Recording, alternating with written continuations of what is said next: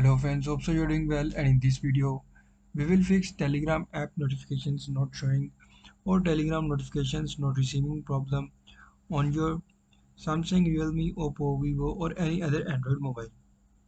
So to fix Telegram app problem, simply first of all just go to settings and also don't forget to subscribe SS Solution channel for more latest videos.